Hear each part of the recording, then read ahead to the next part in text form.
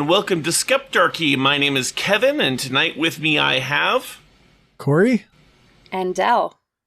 And we are going to talk about some news tonight. Cory, I know you've got some interesting information about, was it negative ions? I have an old essay that I wrote about negative ions. I never did anything with it, so it's new content. Heck yeah. But yeah, because I was going to talk about the Nova Scotia shooter, Gabriel Wortman. He killed 23 people in April of last year. And it was like a complicated series of fuck-ups by the police. And he was... just like my stories, both of them. Yeah. Funny how that works. And he was quite... he managed to go around and it wasn't in one place. He went from house to house, killing multiple people and burning down houses. That was only a year ago? Yeah. That feels like a decade ago. Like, I remember hearing about this story. Yeah, it was like during the lockdown period of the pandemic. So I was going to talk about that, but I didn't get a chance because I had to work craziness because, for various reasons. But I will get back to that eventually. So instead, I got negative ions. Negative ions. Negative ions. Cool. The reason I wanted to talk about negative ions is because months ago, my partner had somebody give her menstrual pads that are negative ion menstrual pads. Oh, that sounds so necessary. No. Right. That sounds so real. Sound important. Yikes. Okay. Mm-hmm. Yep. So my instinct was this is bullshit. But in the interest of fairness, I thought I would look it up and try and find out some information. So ions, for anybody who doesn't know, are atoms or molecules that have an electrical charge. Atoms are made up of protons and electrons. Electrons are negatively charged and protons are positively charged. And an ion will either have an unequal number of either protons or electrons, and whichever one it has more of will determine the charge of the ion. Some cations are positively charged, which means they have more protons than electrons, and some anions have more electrons than protons, which give them a negative charge. Cations and anions attract one another because they hold opposite charges, and when they combine, they form ionic compounds. So it's actually a thing to have a cation, anion, balanced diet at a certain point in a cow's cycle of giving birth and getting pregnant. Because cows lose so much calcium. I don't remember if calcium is a cation or an anion, but it's one of them. And cows lose so much calcium in like the 24 hours after they give birth because they start making so much milk that they actually go into a state of, they can get something called milk fever, which is where they go into a state of paralysis because there's literally not enough calcium in their cells to do the little calcium pump and make their muscles move. So they get all, it actually happened to me mildly when I was giving blood for, my COVID antibodies that they wanted to take out. But anyway, so they have a whole thing about trying to balance the diet for cations and anions because it's supposed to help her mobilize the calcium in her bones so that she can keep a good level in her bloodstream. But here's the thing.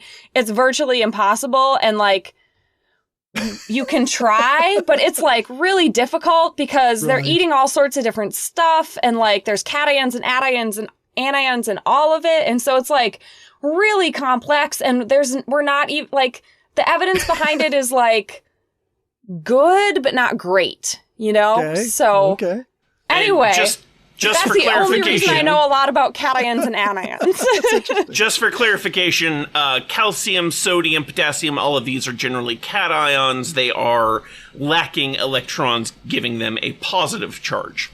Right. Right. So what I know of the whole ionic thing, obviously there are ions that are necessary for cell function, as Dell was talking about. There are calcium channel and potassium channel and sodium channel ions, and all of these things are essentially ways that your cells allow various or maintain the balance of various anions inside and outside your cells. That's kind of what osmosis is it's the balancing act of keeping the right amount of ions in your cells. But usually when people talk about ions in kind of this more grand way, when we're not talking about like diet, but we're talking about like atmospheric ions. So the various, molecules in the air that have a positive or negative charge. My understanding from watching a Veritasium video several months ago is that there has been some positive correlation, or rather, there's been some positive correlation between positive ions in the atmosphere and negative health outcomes. And so the idea is that if you get more negative ions in the atmosphere to counter those, it can essentially counteract those health outcomes. The cause of this is not really well known. All we have are correlations. We don't really have, as far as I know, any sort of mechanism of action which would explain why these atmospheric ions lead to these certain health outcomes. But there has been at least some evidence that actually creating an environment with more negative ions in it can lead to better health outcomes over the long term. The problem is that a lot of the products out there that claim to release negative ions do nothing of the sort. Yeah. They're bullshit. So, like, there are, like, these super expensive machines out there that can, in theory, do that. Usually they require, fairly high voltage, because creating ions is not generally an easy process to do artificially. It's definitely not going to be done by a fucking incandescent bulb inside a chunk of salt. That's never going to work. Yeah. And I seriously doubt a pad is going to contain a sufficient number of negative ions in, the fabric of the pad to do anything. It does indeed seem unlikely. Yeah. Yeah. So apparently, negative ions appear more often in natural settings, which, I mean, I guess they found, like, I can't remember the exact way they studied it, but I found a link, found a study that shows that waterfalls do create negative ions. They also create positive ions, and different waterfalls create different sizes and quantity of both positive and negative ions. So there is like if there's more research that says that natural areas like a forest or somewhere where that aren't waterfalls, I'm not sure. I haven't found anything about that, but it seems like waterfalls are a thing that creates negative ions.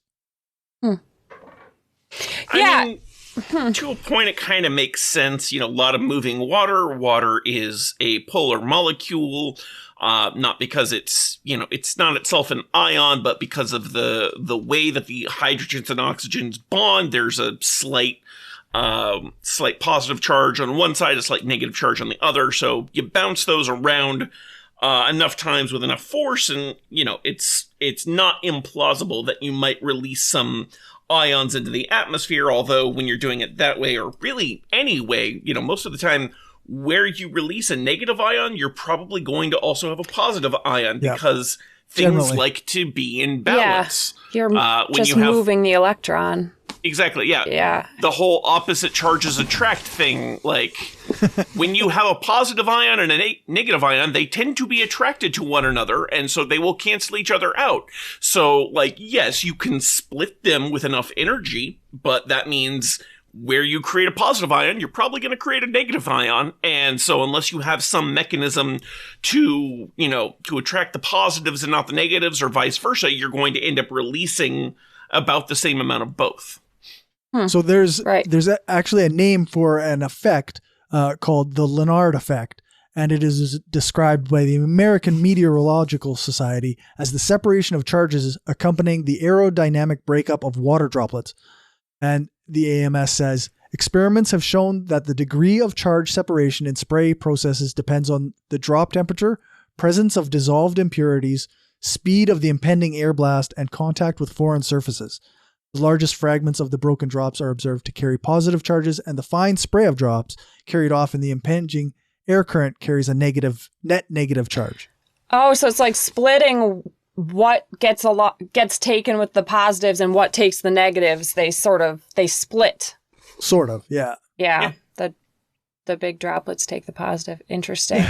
For the most, I mean, they are all going to have like a combination still, right? But it's just the net charge of the whole overall spray is apparently negative.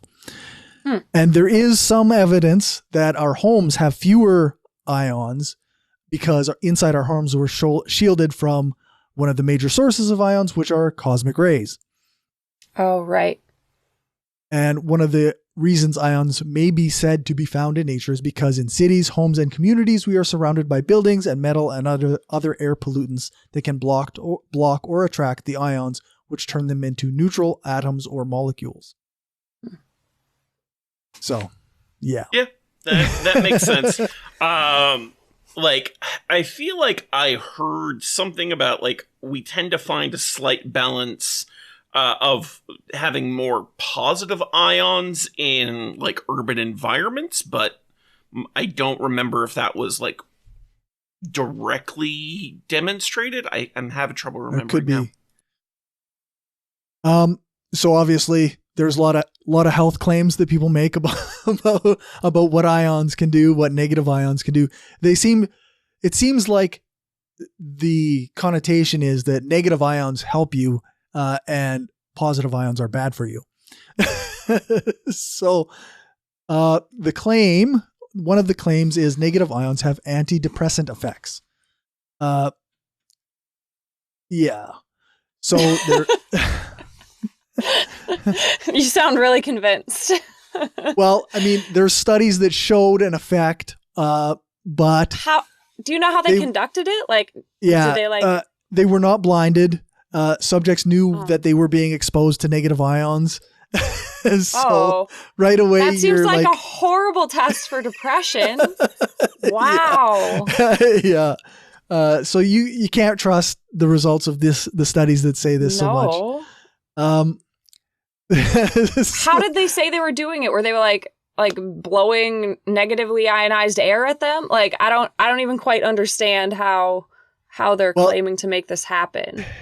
It's like some of the studies were done in office environments where they're okay, we've added a negative ion enhancer to the air conditioning system.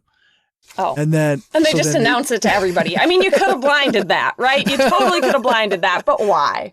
Yeah, no, you better tell them. You wouldn't want unknowing people to be getting their negative ions.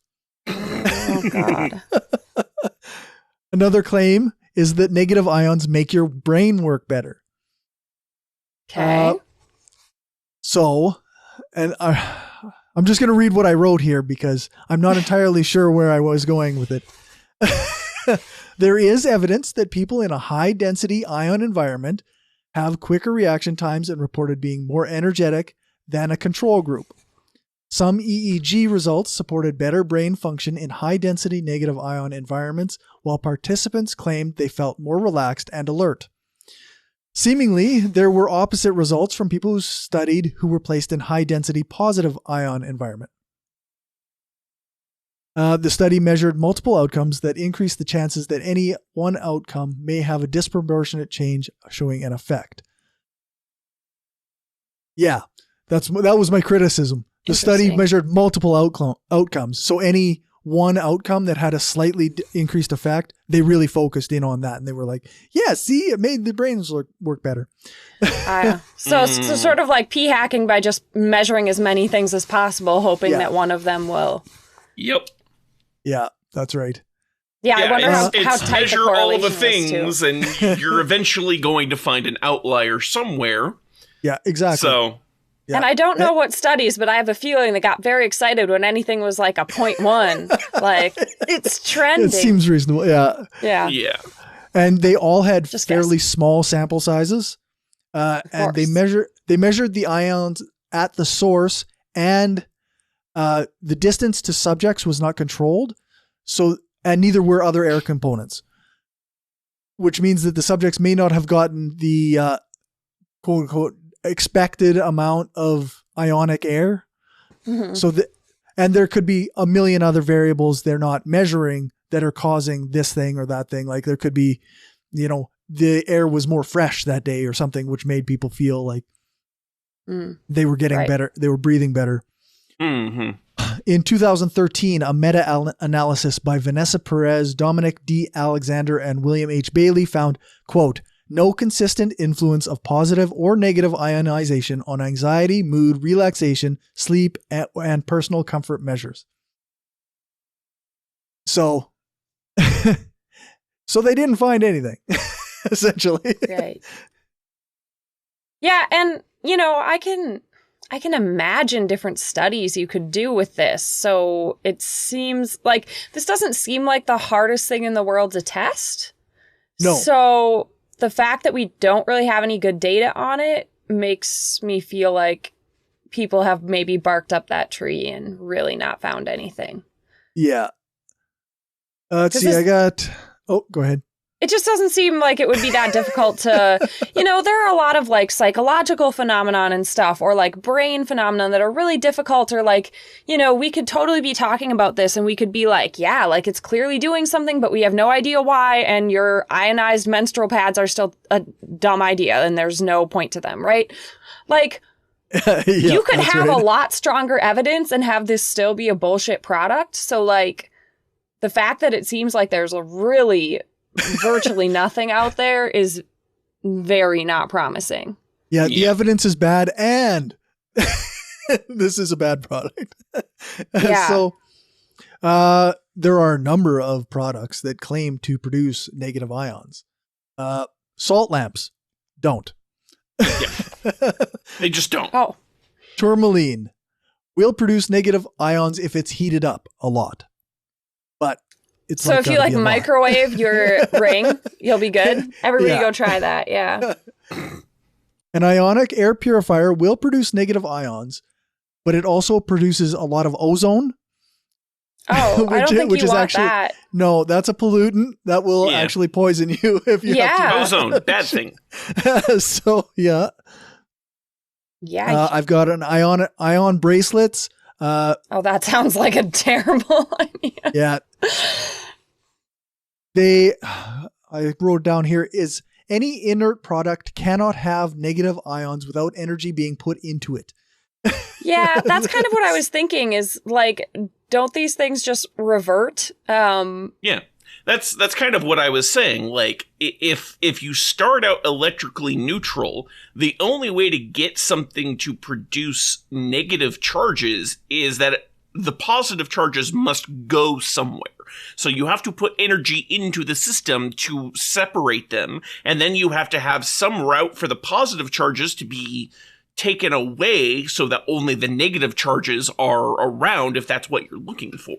So yeah, like nothing that doesn't have a power source and isn't like naturally negatively charged in some way is really going to do anything. So like, and one interesting thing is magnets, they seem charged, but they're not. It's more about the alignment of molecules. And like that has to do more with, the spin of various like electrons and things and, the way magnetic moments are aligned. But generally speaking, like magnets are not positively or negatively charged. They have their charges aligned in a certain way. So the only thing that you're going to get that's like negatively charged, like when you rub a balloon against your hair, that moves some charges from one side to the other, but the action of rubbing is the energy input that you need. Yeah. And what that essentially does is, like, when you pull it away, your hair is now attracted to the balloon because some of the charges that were lost on your hair or that were taken from your hair are now on the balloon. And so your hair is now charged one way, the balloon another, and hence you get that attraction. But it's still a question of, okay, where do the so-called bad charges go when you're like, if you have a neutral substance, you are creating both kinds of charges, because that's kind of you take electrons from something, it now has a positive charge, and the electrons itself has negative charges. So yeah, where's it all going is the question. So what we need is an electrified menstrual pad. Like, it has batteries in it. There's a power source. It's creating the ions. It's going to be a bit inconvenient, but yeah. Yes, because that's just what every person with a vulva wants on their period. Something shocking them down there. Well, if it gets rid of your anxiety. I guess, yeah. I do not recommend this treatment for anxiety. I was going to say, I guess depending on the level of the charge, that could remove anxiety through a completely different mechanism. Yeah. Okay. There was actually another video that I watched and found that some of these negative ion products, if you can get a charge into them of some kind, then a lot of times they will have what was it? They have a lot of them have like a powder in it, which is it's actually like got a radioactive charge, this powder. So a lot of negative ion products are actually like really bad because you're being exposed to like this leftover radiation in order to get that negative ion charge, right? So if it works without a power source, the power source is something that's radioactive. Radiation. Oh. Yeah. And so I wouldn't be surprised if a lot of these relied on beta decay, because beta decay releases electrons. And so, you can get your negative ions, but they're going to be so high energy, they're probably going to fuck with your DNA.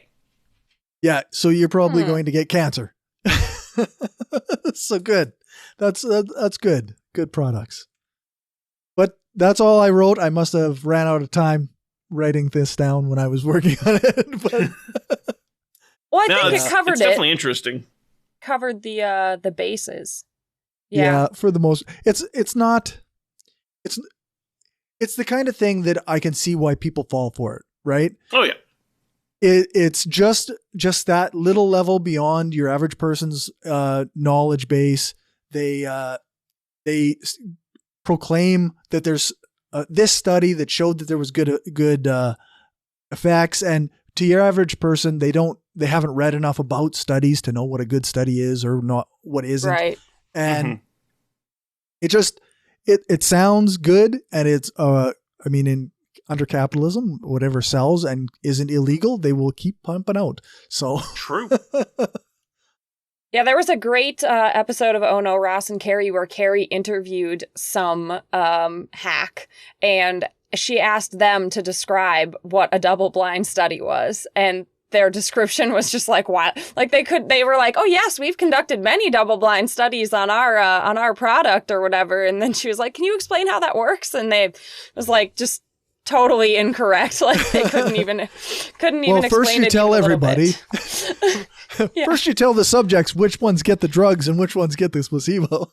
Yeah, it's incredible how many people she finds that like they don't even have the PhD they claim that they have. Like they don't have like they're just claiming fake credentials, like just willy-nilly. It's incredible. But no, it's really depressing how I was saying this the other day on Facebook with someone, like we know so much about animal nutrition, especially like farm animals. Like we have their diets like so dialed in, so fine-tuned. We know exactly what kind of outcome you can expect from it. And just nutrition alone has, like, even in the last 30 or 40 years, has just taken like farm animals to a whole new level of how healthy they can be. And I don't mean just like growing fast. I mean like legitimately healthy. Like you can look at health outcomes and it's pretty clear because we're just so much better at getting them good nutrition all the time and like really fine tuned. And then human nutrition, because we can't do trials. Like you can't do feeding trials. We can do feeding trials with thousands of farm animals every month, all over the world. And we can't do that with humans. So we're just like so far behind. It's kind of depressing because it's like, I can only imagine like what our athletes would be able to do if we could dial in human nutrition the way that we've dialed in animal nutrition. Not saying I recommend like these sorts of trials, but like, if people signed up for them, why not? But yeah, but also it's really hard. It's really easy to control what a farm animal eats. It's not so easy to control what a human eats. Exactly. You're still going to be relying on them to follow the protocol, which is probably really difficult. A lot of like nutritional studies are self-reported, right? Or like you go home and for 2 months I ate whatever you told me to, and I didn't touch candy at all. I swear. Right. Yeah, it really makes a mess out of things. Yeah. Yeah, the only thing we have to worry about with the animals is, like, sometimes they'll sort through the food. Like, you have to worry about a little bit, like, is the bully in the pen getting all the high-starch food, and then the one at the end is getting a bunch of fiber because they're sorting through it all, and you have different ways of, like... So, like, with dog food, it's extruded, right? Like that's so they can't like sort through it and pick their favorite parts and stuff. It's pretty funny to watch cows try though. Cause usually with the cattle feed, we mix it up like right on the farm in front of them. And so it's pretty funny to watch some of them like get up there and then they like take a mouthful and then they like spit some pieces out. And then they'll just like spend 10 minutes seeing if they can, it's like, just stop. You're not going to get anywhere, hon. Just eat your dinner. Stop playing with your food. It's gross. That sounds really entertaining to watch, just generally. Yeah, that's right. Yeah, I love the studies they do sometimes where they study their behavior at the feed bunk. And so they literally have a camera watching the feed bunk for like a week. And then some student has to like watch the footage and be like, cow number 72 is an asshole. Nice. Yeah. But we have GPS trackers or at least RFID trackers for a lot of those studies now. So that makes life a lot easier. Less of people having to watch videos, but. Yeah, anyway, it definitely sounds interesting to like be able to do that. And like to a point, I do wish that was something we could do with humans, but ethics is a thing. Yeah, it's incredible. Like, especially like a thing I didn't even realize we had. Like, I knew we had enzymes. There's been a lot of work, and there's even been GMO pigs that make their own phytase. So phytase is the enzyme that breaks down phosphorus. So phosphorus is really expensive generally. So you don't want to feed phosphorus that then the animal can't actually get any use out of and just craps out. Like, and that also leads to phosphorus pollution, and phosphorus pollution is a big problem too. So adding phytase enzymes to the feed to help them actually get all the phosphorus. So you have to feed less phosphorus and you get less in the manure, right? Because the animal is more efficiently using the phosphorus that you're giving them. And it was actually in Canada, and I think it's approved in Canada. There is a GMO pig that makes its own phytase in its saliva. And it was big news like 10 years ago. I think it was called like Genopig or something like that. They had a name for it. So we are further ahead in swine and especially poultry research than we are in like cows, because like birds go from birth to mature in like 6 weeks now.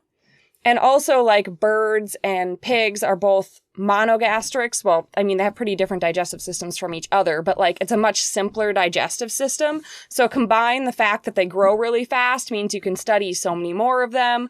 They're smaller, so you can get more of them in the same space. The research is cheaper. So like birds we're amazing with.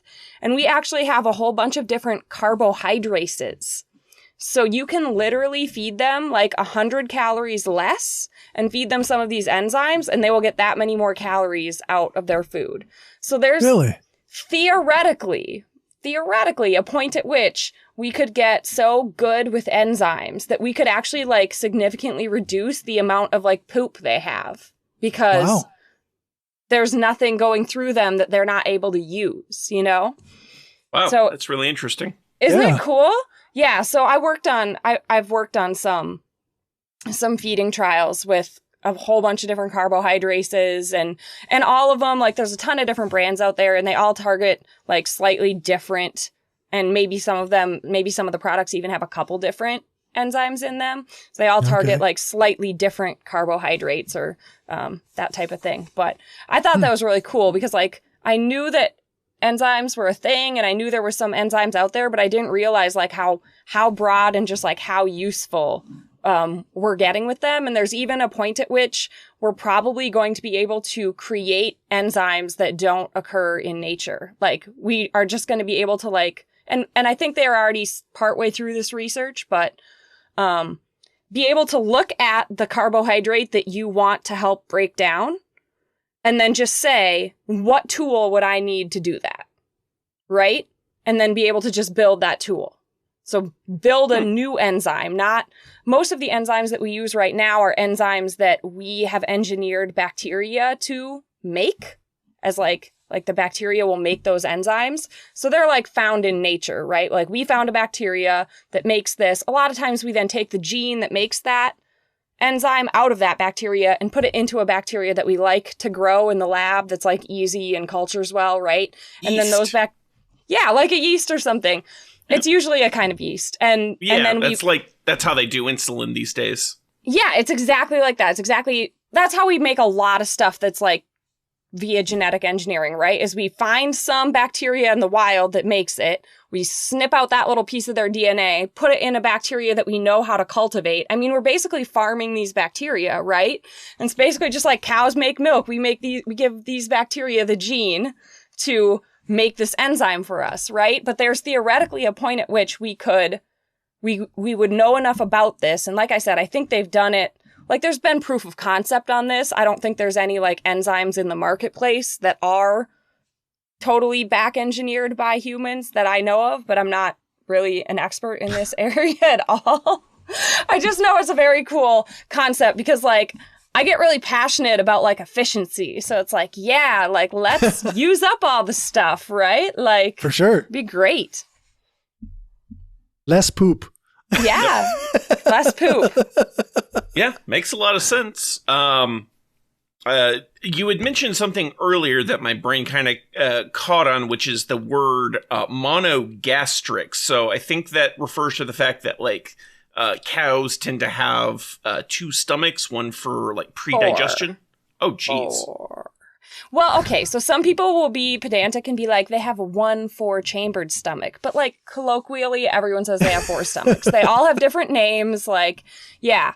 And then, so, like, humans and pigs are both, like, a classic monogastric. Birds, I think they're technically called, I don't even know if they're technically called a monogastric because they don't even, birds' digestive systems are totally different than that even because they have, like, extra parts that we don't have because they have like the gizzard where they eat the rocks and it grinds things up. It's really interesting to see like wild birds. Like if you go pheasant hunting and wild bird, they have like big, like decent sized, you know, like the size of my fingernail rocks in their gizzard to grind up the things that they eat before they go on and get further digested.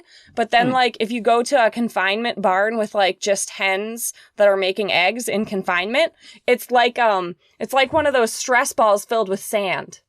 It's like just the finest sand because we're feeding them not whole grains. We're feeding them stuff already ground up. And also they don't really have access to the outdoors where they would pick up rocks either. So like they don't need it. And also they don't really have access to it either. So they have like whole organs that we don't have. And it's a little, I mean, it sounds more complicated, but it's actually a little less complicated. And then, yeah, humans, we just have like our esophagus and then we have a stomach and we have an intestine. And cows have 4. And their last stomach, the 4th one, is basically like ours. Like it's a very acidic environment. It does a lot of breaking down. But the first 3 are basically what you need, all the processing that you need to be able to take grass and turn it into calories. So it's a lot of work to break down all that fiber. Like, a lot. No kidding. Yeah. And the first stomach is huge. It's like the size of a bathtub, and it's constantly fermenting. It's filled with mostly bacteria, but we've also found out that there's actually a lot of fungi and protozoa in there. That's kind of an emerging area, like the microbiome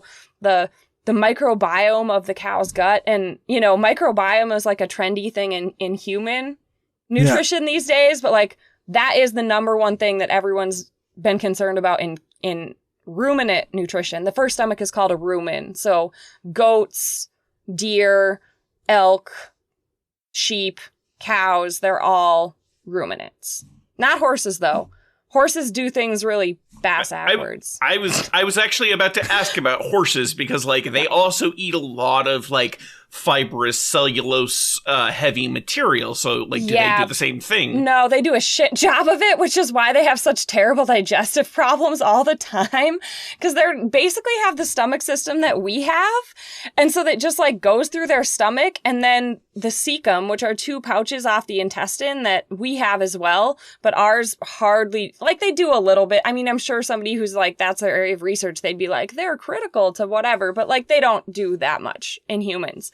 But horses just developed huge ones, and they were once this fiber's already in the intestine, we'll just try to handle it back here.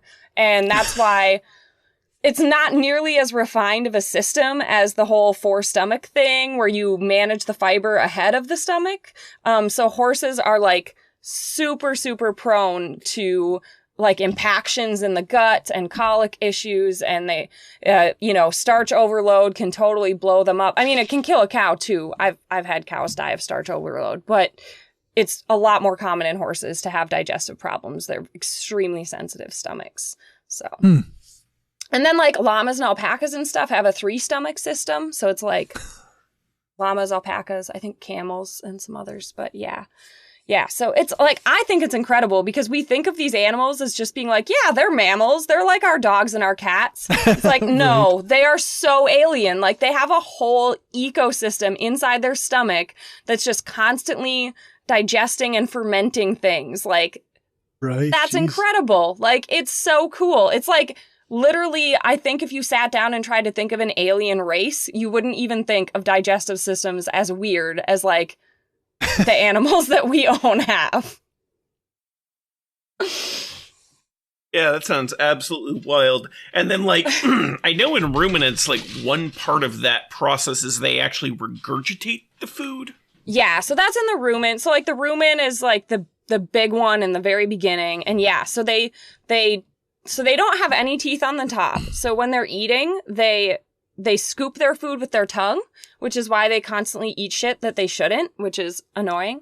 And then they just have a couple molars in the back on both sides. And so they do a lot of chewing, and they generally a piece of food will get chewed 3 times because they'll chew it when they eat it, they'll swallow it, and they'll burp it back up twice and chew it again so it takes a lot of chewing and a lot of the bacteria just constantly fermenting in their rumen. There's actually a way of treating sick cows, especially cows that have not been eating well.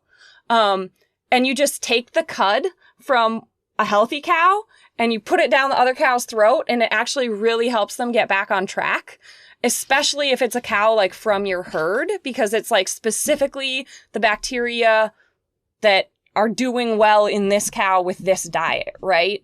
And why you shouldn't take a cow and not feed her corn for a year and then just feed her corn again. You have to kind of nurture the ecosystem a little bit, and drastic changes are not ideal.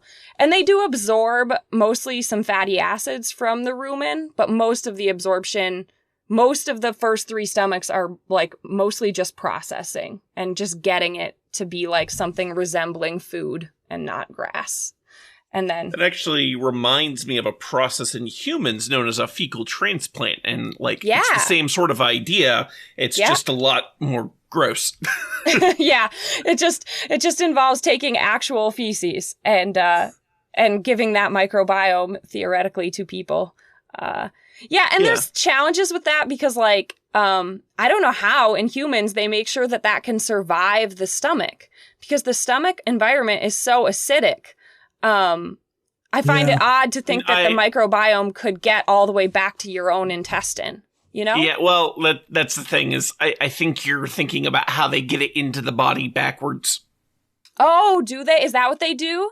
They recolonize. Yeah, they don't actually feed it in that way. That makes more sense. Yeah, they introduce it to the large intestine directly. So that makes more sense. Yep. Still, if you want to recolonize the small intestine, but I don't know, I'm not that much of an expert. Maybe the microbiome of the large intestine is maybe a lot more important. I'm not sure. So, yeah, generally speaking, the issue, like, when you need to, when you have a situation where you have a microbiome issue, it's usually going to be in the large intestine more so than the small intestine because, in humans, the small intestine doesn't do a lot of like bacterial breakdown. Right. Like at that point, it's already gone through a lot of mechanical and chemical breakdown. And so the villi essentially just extract whatever they can. And then once it gets to the large intestine is where the bacterial breakdown happens because at that point, your intestine is not so much absorbing nutrients as it is just reabsorbing water back into your body. Right. I think the cecum are in the large intestine too, which I'm guessing would be where a lot of the microbiome is going to be as well. The cecum being like the two little pouches that I was talking about that are so important in horses. I mean, we have them and they do stuff. They just don't do like. You are actually correct. So the cecum are located right next to the appendix. Okay. Yeah. So, and that's when you first get out of the small intestine and into that first part of the colon, that's where the cecum exists. Yeah, that sounds right. Yeah, I mean, they exist in cows too. They don't do as much. I mean, like I said, I'm sure like if you completely fuck them over, they'd be important to have, but they're not like the main area where stuff happens. But yeah, the rumen is filled with villi as well. So like it looks like a shag carpet when you open it up, right? And it's all about surface area. That's why it's there, right? And it's the same with our intestines. It's all about surface area. Yep. Which is pretty cool. And then the second stomach is like kind of merged right there with the rumen. Like they're actually kind of the same. It's like you have two circles and they got sort of like shoved together, right? But the way you can tell the reticulum apart is it's so cool looking. It's literally like hexagons. It's like villi, but it's only in the form of a hexagon. It's that sounds super cool. Yeah, and mostly what that's doing is drying it out and sorting it. Really, the next two stomachs mostly do just like a lot of dehydrating of it. And the reticulum is at the bottom, and that's where if the cows eat metal shit or anything else heavy, that's where it will sit forever for the rest of their life. So when I feed them a magnet, that's where it sits. And that's why I feed them a magnet, so that it goes down there and it sits there and it takes any metal that may pass through that's ferrous, which is not all metal. Yay, aluminum. Right. Yep. Aluminum is like my worst. It's like my worst fear. Because hardware disease is what it's called when they eat something metal and then it stabs them. And then you get infection or whatever else. Or actually the reticulum is like, there are parts of the digestive system that are very close to the heart. So you can literally get like a nail that would like stab them in the heart. Because they ate it, because they don't chew shit. They just like scoop. And then of course it's heavy because their cud is the mat that's on the top of the rumen, because it kind of like sorts out. It's like liquid at the bottom and there's like a thatch on top, and that's what they're burping up and chewing. So a nail just like falls and then it's down there. So you just want the magnet to hopefully like hold it in place in the reticulum, where like that's the area where it's like least likely to do any damage. So I can imagine taking an x-ray of a cow's stomach is very interesting. Yeah, evolution is fucked. It's not as exciting. Like I made it out to be really exciting, but like I butchered a 10-year-old cow the other day, and there was kids there and stuff. So I was like, yeah, let's like cut her open. Let's figure it out, guys. They were very into it. It was cool. They were not disturbed by the whole process. Is there ever a time where you have to like pump a cow's stomach to get rid of some of that stuff? No. I pump cows' stomachs to put stuff in their stomachs all the time. Just like water. Like if they're really dehydrated, just like pump them with 10 gallons of water. They can handle 10 gallons pretty easily. It helps. Yeah, but I found this 10-year-old cow, I was like, this is going to be cool. Let's see what she has in her reticulum, right? She didn't even have a magnet. So that was disappointing. And it was basically just like a bunch of sand. It was a bunch of sand mostly. And I was like, you're 10 years old and this is the most interesting shit you got for me, Katie. Wow. Oh, not even a magnet? That's boring. sad. I know. And then I felt bad. I was like, whoa, I should have given you a magnet. I bought her when she was like 6. And like, you don't really want to have like, you can have 2 magnets in there and it's not going to be a crisis, but you don't just want to like feed magnets willy-nilly, you know? I mean, yeah, generally you don't want to speaking, end up with like eating 10 magnets magnets. is a bad idea. They're like good size. They're like 3 inches by an geez. inch or so. Yeah, it's the same geez. size of like a pill that you would give a cow, basically, because it fits in our little pill guns. Because you can't get cows to eat pills on their own, so you have like a little thing to assist you that you can kind of shove down their mouth and make them. It actually reminds me of a pill gun for a cat, because similar Do thing. they have those? I have been feeding my cat pills every day for the last 9 days. Okay, so what they have are they're essentially little syringes that have those claws that when they're inside the syringe they're closed, but then they pop out and they automatically expand. And so what you do is you stick the pill in the claw, you pull it back so it restricts it, then you shove this thing in the back of the cat's mouth, release it, close their mouth, and they have no choice but to swallow. I've actually been doing surprisingly well with my cat, but that does sound handy. She's learning. Like today, I swore she had swallowed it, and she like licked her little lips, which is what cows do if they've swallowed the pill and they lick their lips. It's like, all right, you swallowed. And like, that's what she had been doing. And then I set her down and she walked away and went, spit it out. And I was like, you jerk. You learned how to like hold on to it and trick me into thinking you had swallowed it. Well, I did find an almost foolproof way to get dogs to take pills, which is basically just make a peanut butter sandwich and then tear it into like little bite-sized pieces, stick the pill inside one of the pieces, and then just don't give it as like the first or the last piece, but do it somewhere in the middle randomly. Yeah. And so they'll be so excited about the fact that they're getting this delicious treat, they won't even think to check for a pill after, 2 or 3 bits. Yeah. I mean, my dog is not smart enough to check for a pill in the first bit, but I have had dogs that do get picky. So sometimes what they will do is like they'll chew it and then they'll hit that hard bit and be like, oh no. But if you feed, like if it's a nice like soft bread and just peanut butter in it, like then they don't really have to do much in the way of chewing, and so they'll just go.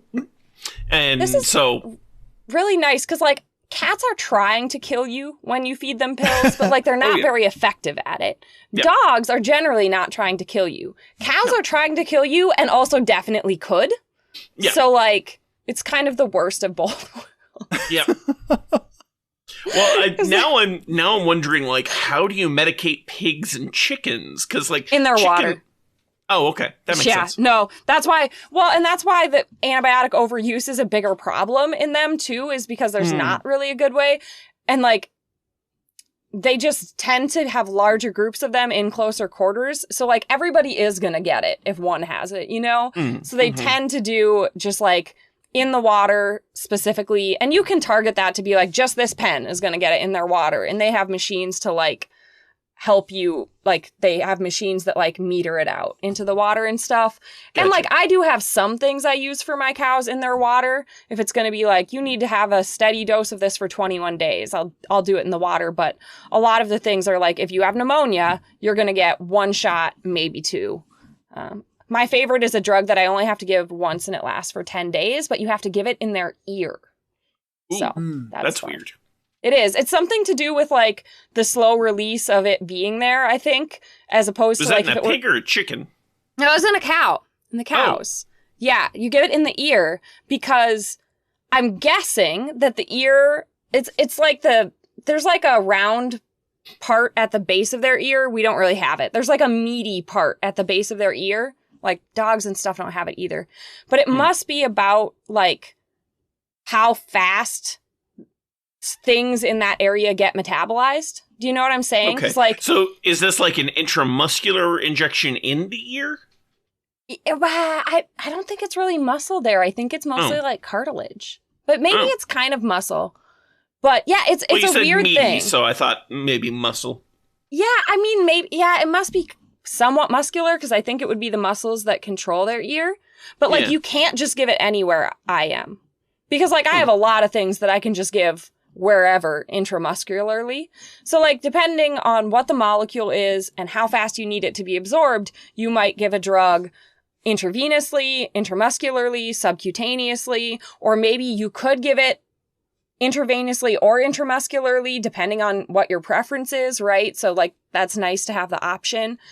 But this particular drug, it was new and exciting 10 years ago. I think they maybe have moved on since then. But yeah, so it's long acting. So I assume that giving it at that spot in the ear must mean that the body metabolizes it a lot slower than it would if you were just giving it in the muscle, because there's an equivalent drug to give in the muscle that you need to give every day.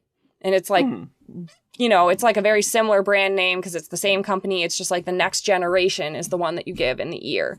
So that's my favorite one because, well, it's also a nice drug because it never gets into the udder at all. So you don't have to do any milk withholding. I had a fun thing a couple days ago. I had a cow with mastitis and I had to give her antibiotics. And then I forgot to tell my roommate Gwen. And so she milked her in the morning, which means her milk went in the tank with all the other milk, which meant it now had antibiotics in it, so I had to dump it all down the drain. Oh, that sucks. Yeah, so it was like. But also, to anyone listening who thinks antibiotic-free milk is a thing, yeah, that's because they never give antibiotics to milk-producing cows, and like, yeah, that's like, it's not special that your milk is antibiotic-free. All milk is antibiotic-free. Probably if you're buying milk that says that it's like our farmers don't use antibiotics. Like if you read closely, it'll say like our farmers don't use antibiotics. And what that means is that whenever their cows were sick, they just didn't get modern medicine. So it's not actually a great thing because I can guarantee you everyone's cows get sick. Even ones on organic farms. Cows get sick because they are animals. And cows that are exposed to the outdoors actually are at a higher risk of a lot of things than cows that are in confinement operations. But I am not organic. And my cows are outdoors all the time. So I get exposure to all the things.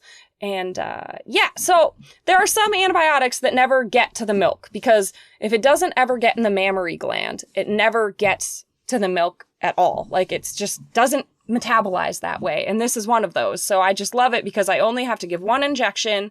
It is more expensive, but I now have zero risk of having to dump a whole tank of milk because I was a dumbass. So I rarely use those kind of antibiotics because I just it's much safer. I don't know. So it cost me probably about $700, that mistake. Yeah. So Yikes. my cooperative where I sell milk will reimburse me for half of that. They will let you do that twice a year. And it's trying to encourage people not to cut corners. I've been in situations before where I forgot to write down maybe when I treated a cow, or it happens more often if you're using a treatment that you're there's a treatment that you can use when you stop milking a cow and then you don't start milking her again for 60 more days.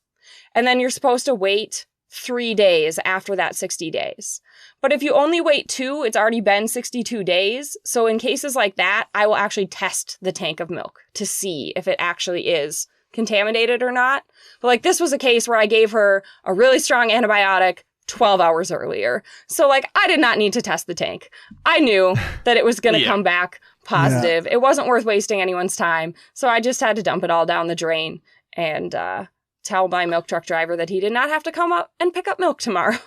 Oh, that sucks. So, yes. But yeah, that's exactly right, Kevin. It's and the same thing goes for meat. So that drug that I give that doesn't ever get into the milk, it does get into the meat. And I think the meat withdrawal on that is a couple weeks. So you don't want to give that if you think that for some reason you're going to need to butcher that cow in the next few weeks. Yeah. Because everything gets metabolized eventually. Like, you should not care if an animal got antibiotics 2 years ago in order to not suffer and die. Because from a nutritional perspective, I'm saying, like, it is not going to affect you in any way if she had pneumonia when she was 6 months old and got appropriate medical care for it. Because cows have livers. Yep, exactly. And no, that does not mean that the cow's liver is suddenly unsafe, because it's designed to break that stuff down. Exactly. That's what we all do. Just like, what is it? Like, most of the vitamin supplements that you take probably just get peed out anyway. Yep. So. Yep. Yep. Just expensive urine. Yep. Anyway, that was a lot of cow stuff. Yes. Indeed it was. And we are almost at an hour already, so. Indeed we are. So I did quickly find one short story that I wanted to bring up, which is that related to COVID-19 stuff.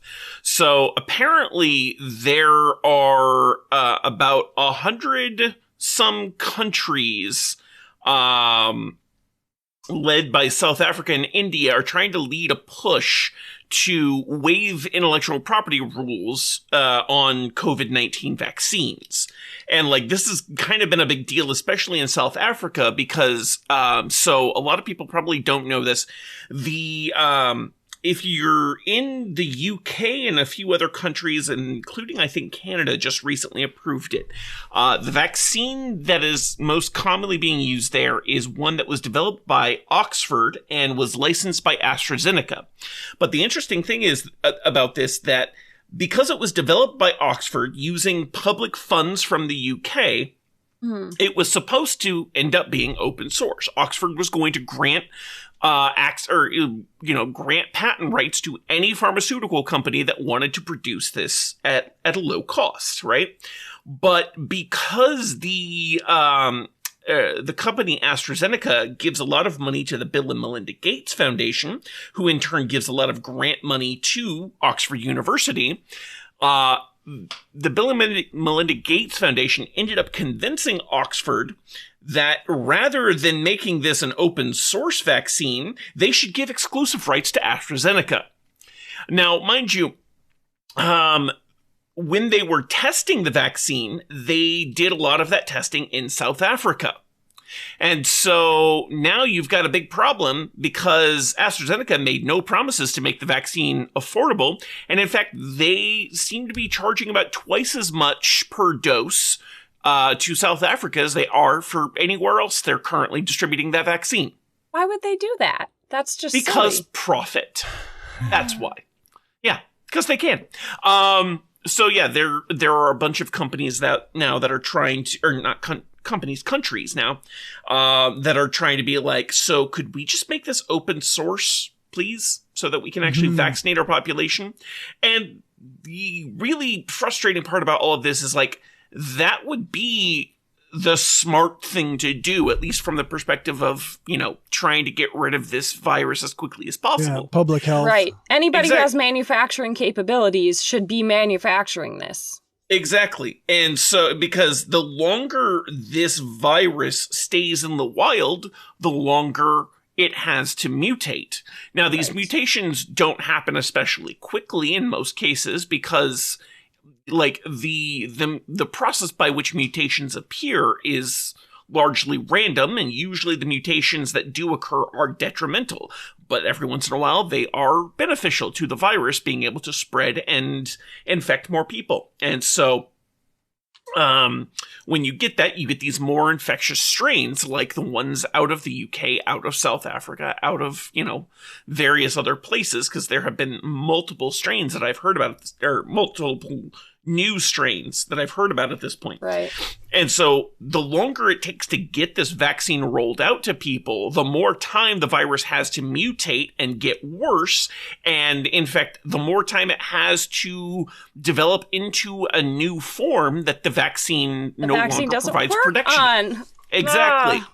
Yeah, and it's kind of the same thing with antibiotic resistance, although the mechanisms are very different.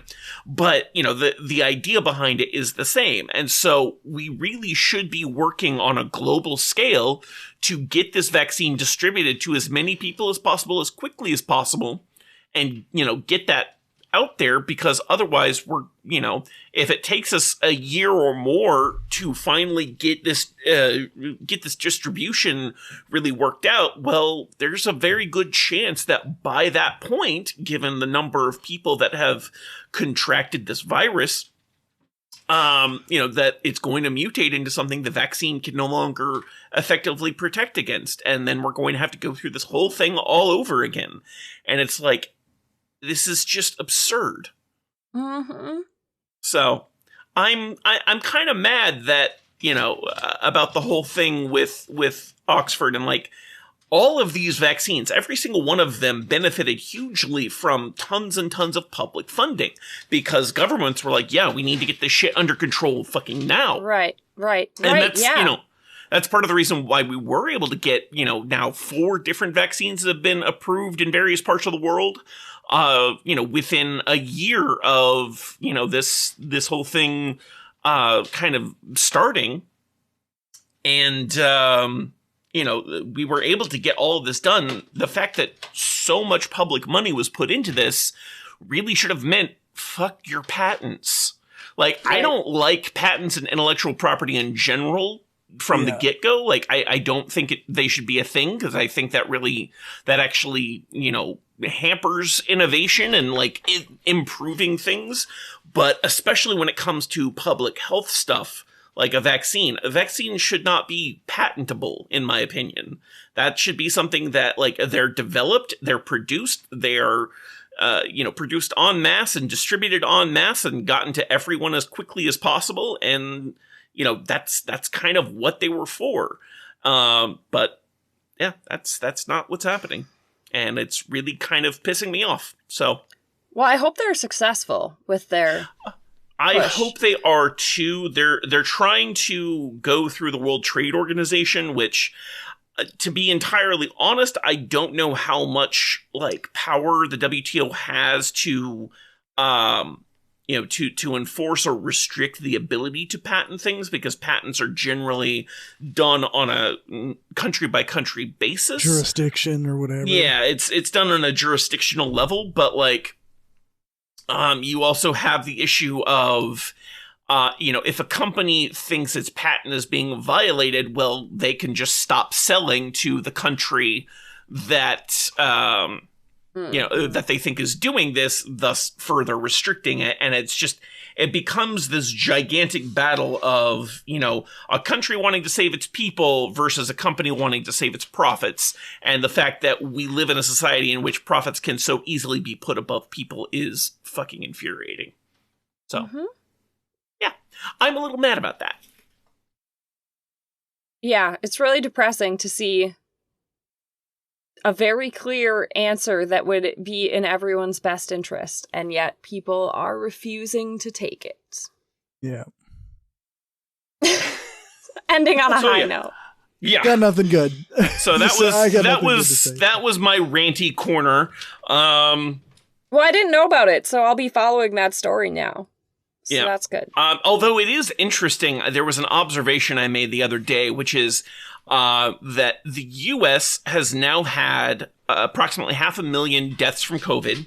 The world has had about 2.5 million deaths, which means the U.S. accounts for 20% of the COVID deaths, while only having 5% of the world's population. So that's a fun statistic. It kind of reminds me of the prison statistic, because I think it's somewhere close to that. Yep. Like, we've, obviously 5% of the world's population, 20% of the world's prison population. Oh, and don't forget, COVID is rampaging through prisons. Yeah. I think Minnesota bumped prisons pretty high up in the order, and there wasn't actually that much political pushback, thankfully. But well, that's good, at least.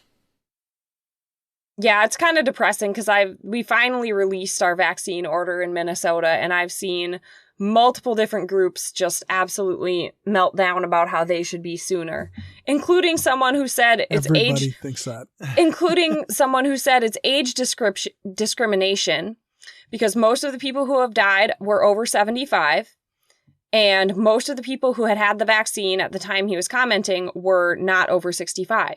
The only people that got vaccinated before over 65s were healthcare workers. And then they opened it up to, when the healthcare workers were mostly done, they opened it up to anyone over 65 and teachers. And it's like, you could not possibly have been any sooner in the order. Like, no, you couldn't. I don't know how you think you could have been sooner. Like, it's course skews young because people over 65 aren't active doctors right now for the most part. Yeah.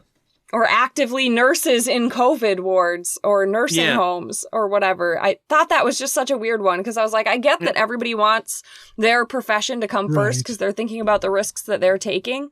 But I was really like, I don't know where you get that one, bud. I think they actually put the over 65s way earlier than the CDC said to put the over 65s. And Minnesota and most states have actually moved them way up, which I assume is because people over 65 vote a lot. So, is my guess. That sounds about right. The CDC said to prioritize people over 75 at the same time as essential workers, and then 65 to 75 after essential workers were done. And almost every state has had the 65 plus and teachers way before like any essential workers except for healthcare, which I find a little frustrating because essential workers are poor and people of color, and the people that are affected by teachers and over 65s are whiter and richer and vote in high numbers. And I think that is not a coincidence. No, it's not. Yep. It's also not a coincidence, mildly tangential here, that the people in the recent Texas power outages due to the freeze out, the people who didn't lose power as much tended to be in wealthier neighborhoods. Yep. Oh. I have to say, I found it pretty funny. I have a conservative friend who moved to Texas to start a dairy farm with her family a few years ago. And her one sister is very liberal, but she is pretty conservative. As an example of how conservative she is, just a week ago, she posted that horrible meme about how milk is $1 until the minimum wage goes up, and now milk is $15. Or whatever. That's like, have you seen that terrible one? Yes, I have. Like, the basic arithmetic there you're is so You're a dairy lacking. farmer. You, of all people, should realize that the cost of 1 gallon of milk has nothing to do with the minimum wage, or very, very, very little to do with the minimum wage. But she posted that, like, 2 weeks ago. And a week ago, during this power outage stuff, she posted a screed about what a useless tool bag Ted Cruz is.